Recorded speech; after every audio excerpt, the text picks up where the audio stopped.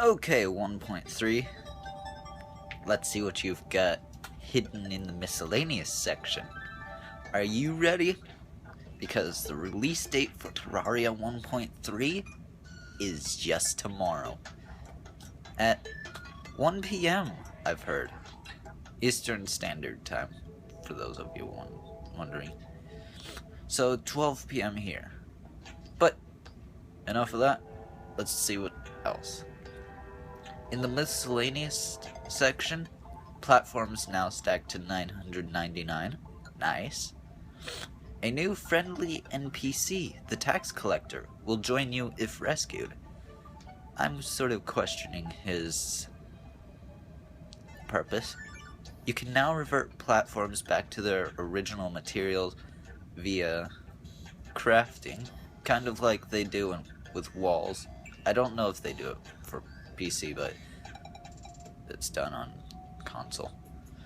Corrupt and Crimson trees now drop acorns. Coins are now animated.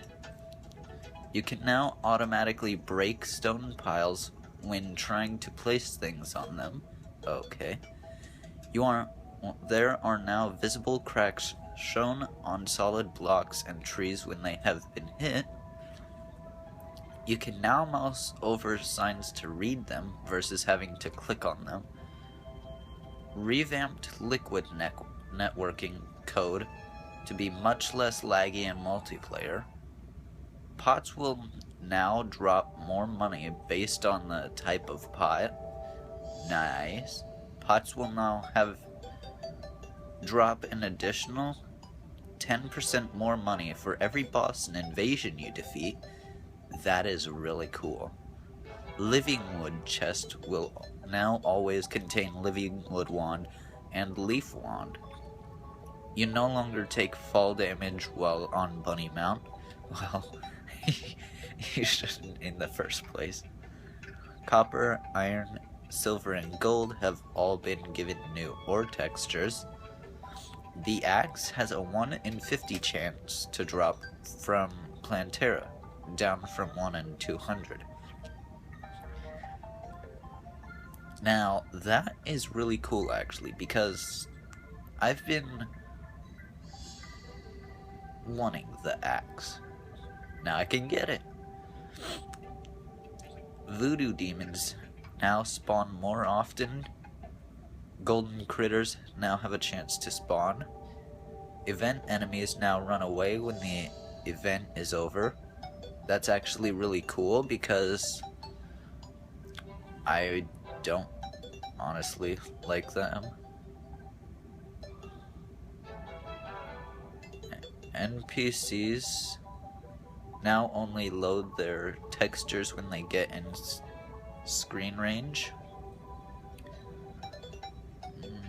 I'm not gonna read about the Windows Revolution thing because honestly it makes no sense. But basically, something to do with the resolution. Rain has been optimized. Bees can fall through platforms.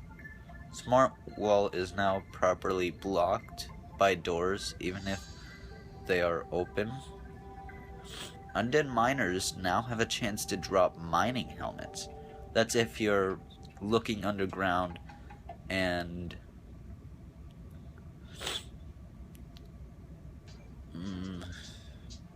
if you're attempting to get the mining helmet. Now, this next one, I've sort of thought over to see what it could mean. Tim is more likely to spawn if you need his hat. I guess it could do with the style of your character, or it could maybe do if you stay in the biome that he appears in. Critters now have a sell price. Well-fed buff times have been increased. Wyverns spawn more frequently if there is a water candle buff in effect. Fixed health bar issues for Wyvern and Destroyer. Players now spawn with half their life if the player's max health is greater than 5 hearts. The Painter NPC now shows up after 8 NPCs in town instead of 4. The Party Girl NPC only shows up if there are 14 NPCs instead of 8. The Die Trader now only shows up after defeating any of the easy mode bosses. That actually is pretty good because you'll find me on console getting every NPC I can get. And changed the spawn order of town NPCs so that the more important ones spawn first. That's obvious. Chlorophyte can grow in bigger chunks now.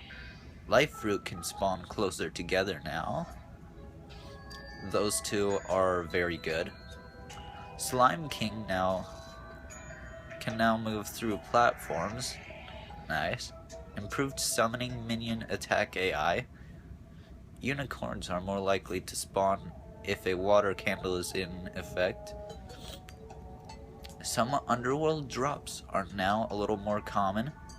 Angry Nimbus is more likely to spawn. You can now find Crimson, Corruption, and Hallowed large mimics. I hope there's something to do with those.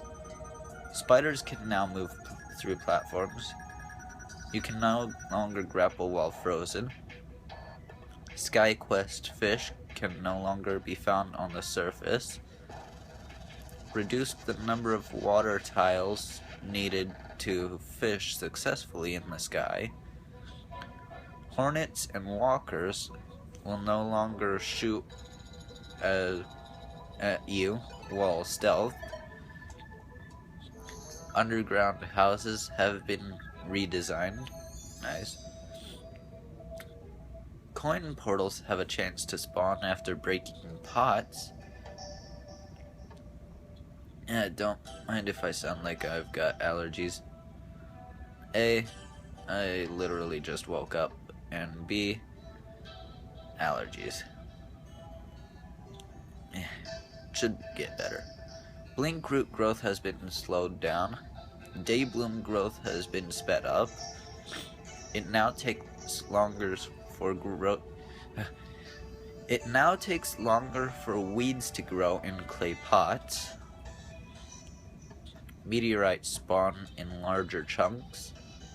Damage dealt by others in multiplayer now appears faded versus normal damage numbers. Weapon and imbues now last 20 minutes and persist through death, which is cool because for stuff like Pumpkin Moon, I'd be using, say, the Horseman's Blade equipped with flasks of fire and ichor, maybe? And I'd always die. So that is good. Increased some of the spawn rates for the rare hard mode dungeon monsters. The main thing I need from there is to have the sniper rifle at the very first, and get a what is it? Oh, the Inferno Fork. Dungeon necromancers are less likely to teleport when hit. Nice. Frost armor is now crafted from titanium and adamantite bars rather than hallowed. Chlorophyte can now revert corruption or crimson spread. It also turns nearby dirt into mud. Nice.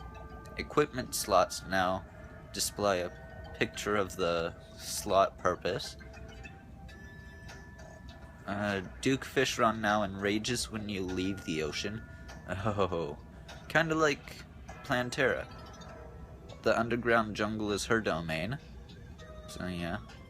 Pygmies now have a chance to inflict poison and venom. Pygmies now have a larger range, and the first projectile thrown will always pierce rather than getting stuck. King Slime can now teleport when not in range of the player for over 5 seconds. Alright. A lot of this is just very awesome. So, next we shall cover items. And trust me, there's a lot of stuff. Items, bug fixes, music. I can't even remember what else.